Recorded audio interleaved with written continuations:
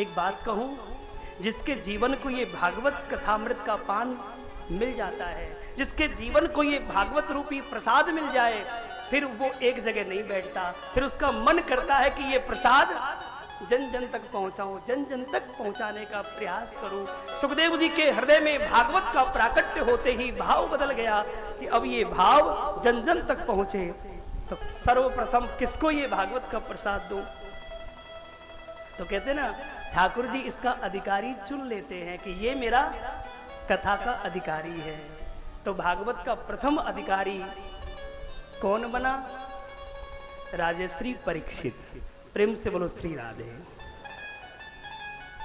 ये परीक्षित कौन है?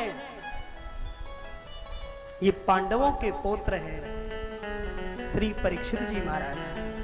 बात उस समय की है जिस समय कौरव और पांडवों का महाभारत चल रहा था। सारे कौरव मारे गए, केवल एक ही बचा है। कौन? दुर्योधन। दुर्योधन युद्ध भूमि में पड़ा है, जंगा टूटी हुई है और टूटी हुई जंगा से बिलक रहा है, बिलाप कर रहा है, कोई बचाओ कोई बचाओ।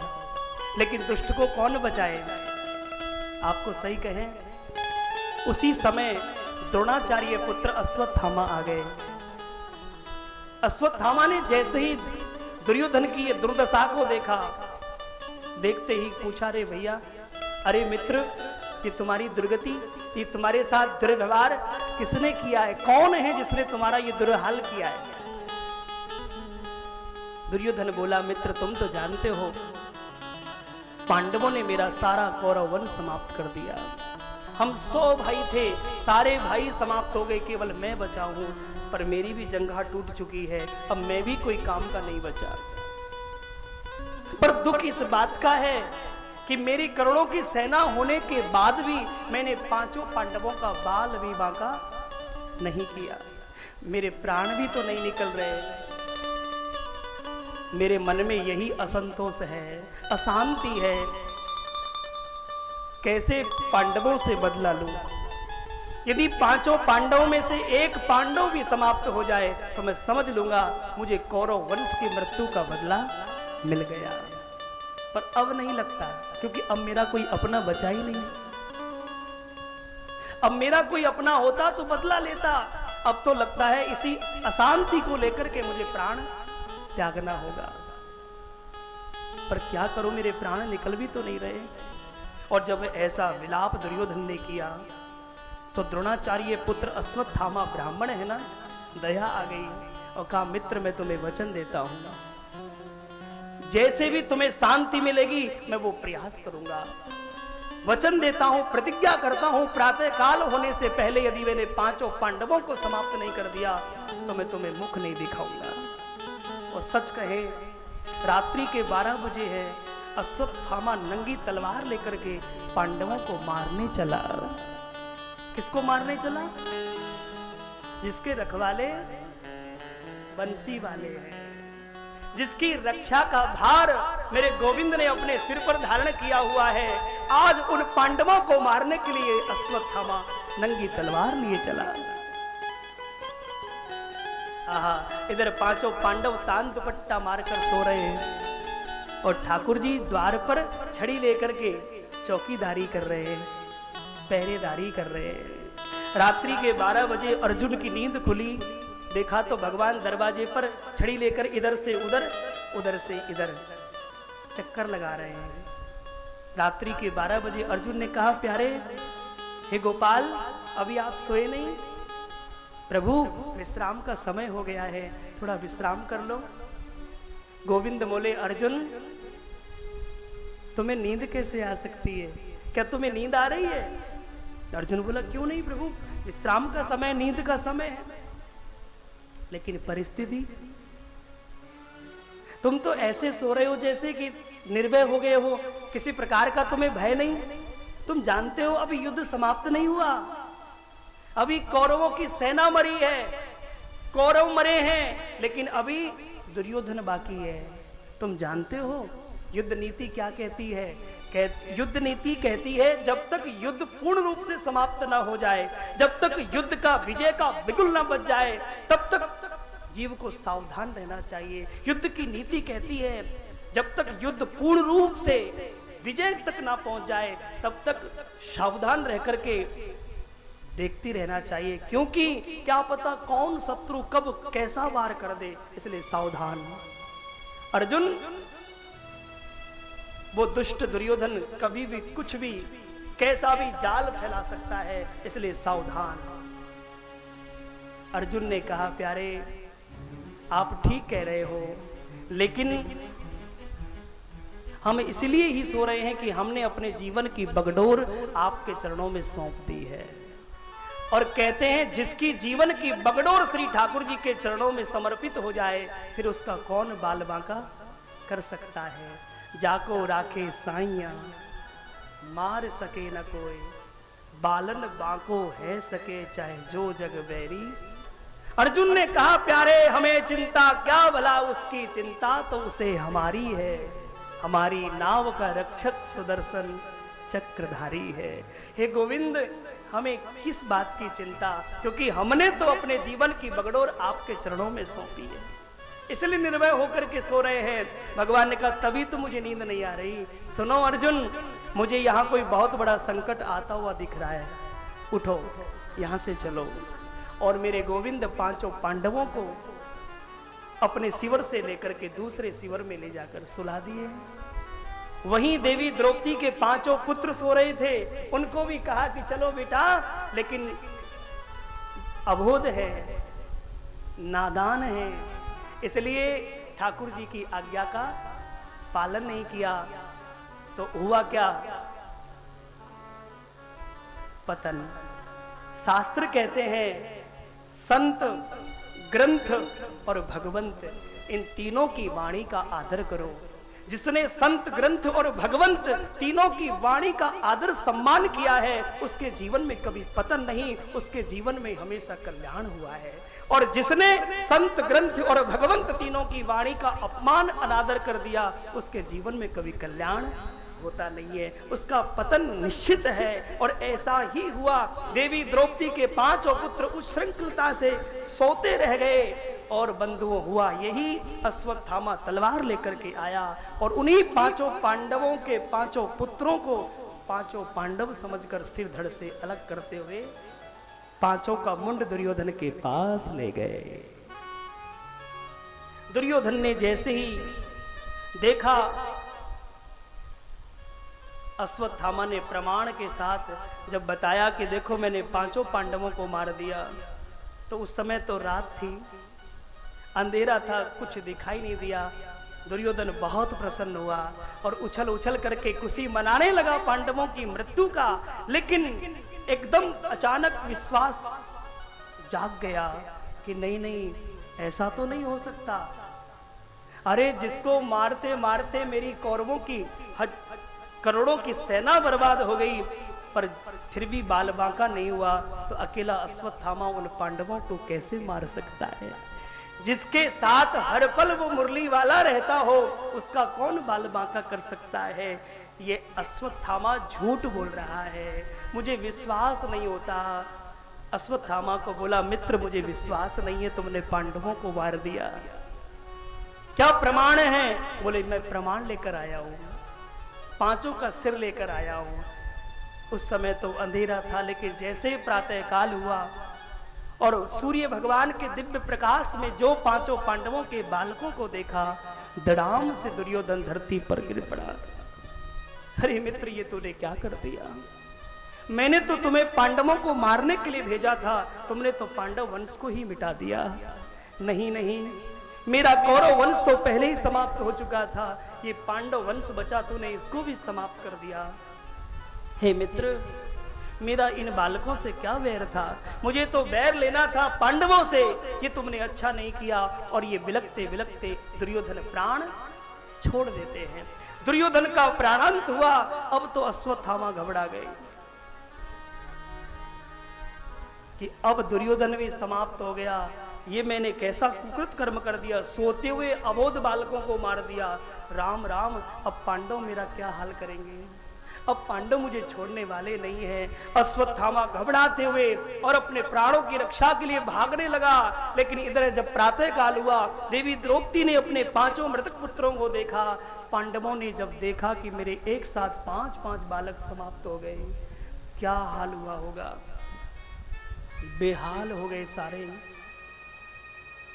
देवी द्रौपदी ने विलाप कर करके पूरी हस्तिनापुर को इकट्ठा कर लिया। सबके मुंह पर हाथ लग गया, हे भगवान ये क्या हुआ? इतना बड़ा कुत्सित कार्य किसने कर दिया?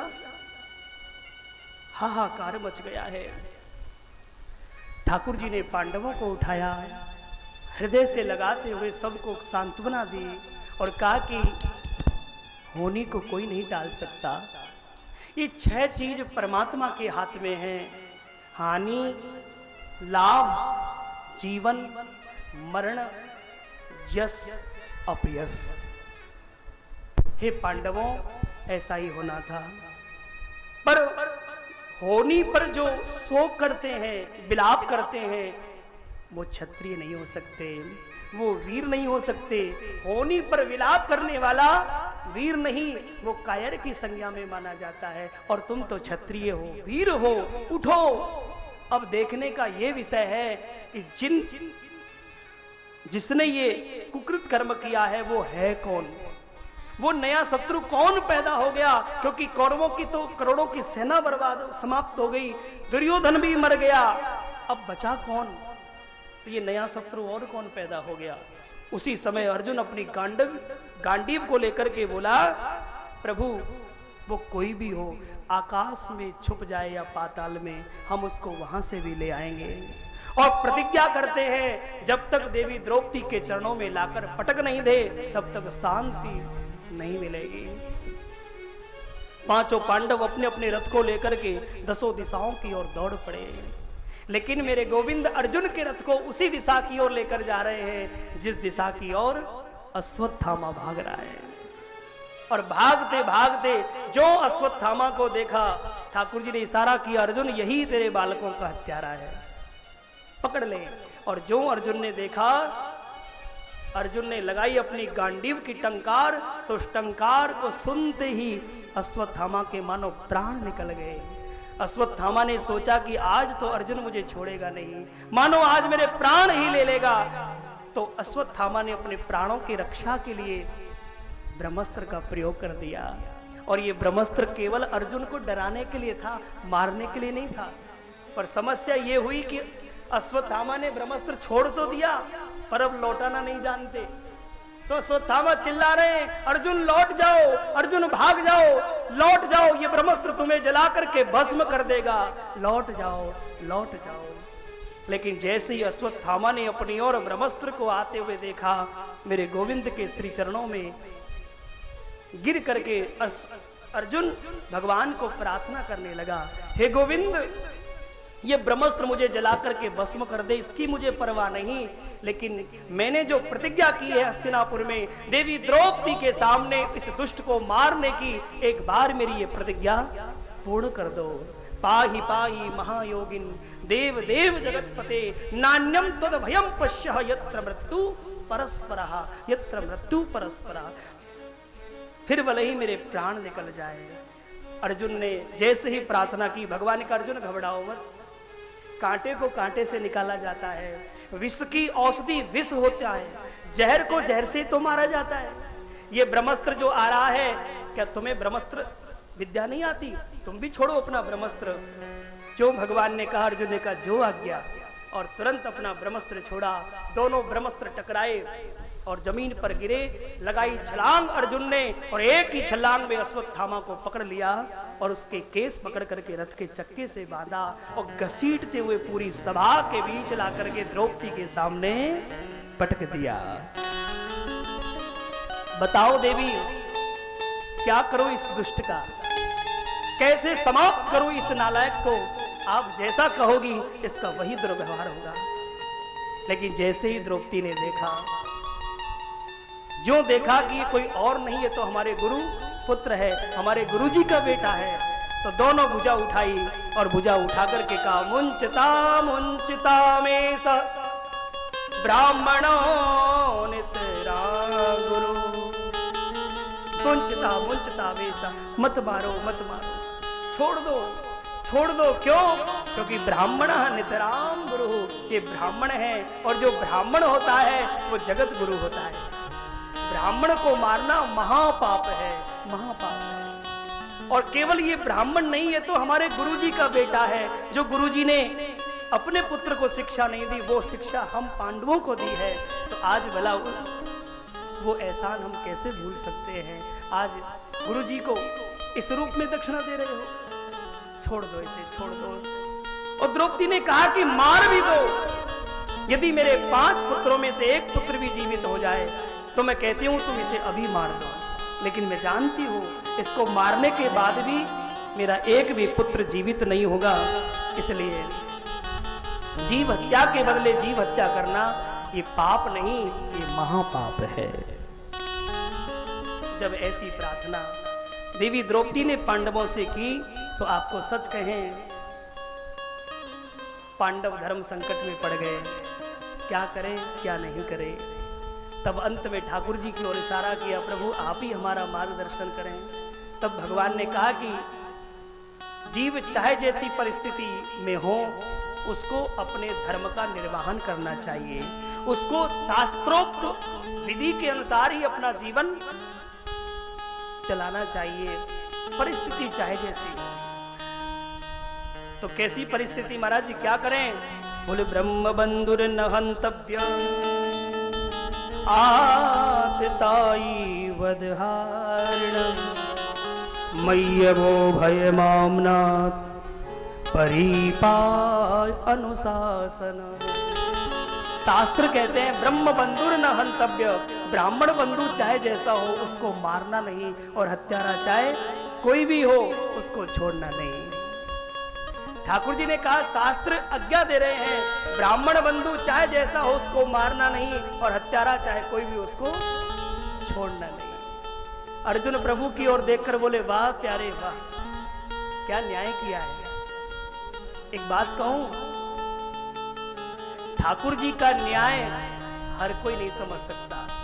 मेरे गोविंद का न्याय तो वही समझ सकता है जो ठाकुर जी का जबूरा है, जो ठाकुर जी का अपना हो गया, वही समझ सकता है प्रभु के न्याय को, बाकी किसी में सामर्थ्य नहीं। और अर्जुन तो जमूरा है ना भगवान का, गीता का उपदेश सुना है, कई संबंध अर्जुन के ठाकुर जी के साथ जुड़े हैं, इसलिए एक क्षण नहीं लगी और तुरंत समझ गए भगवान क्या कह रहे हैं कि मारना तो नहीं है क्योंकि ब्राह्मण है, और छोड़ना भी नहीं क्योंकि ये आतताई है, हत्यारा है, इसलिए इसको दंड तो जरूर मिलना चाहिए। तो एक नहीं 5 हत्या की है तो इसको 5 दंड दिए।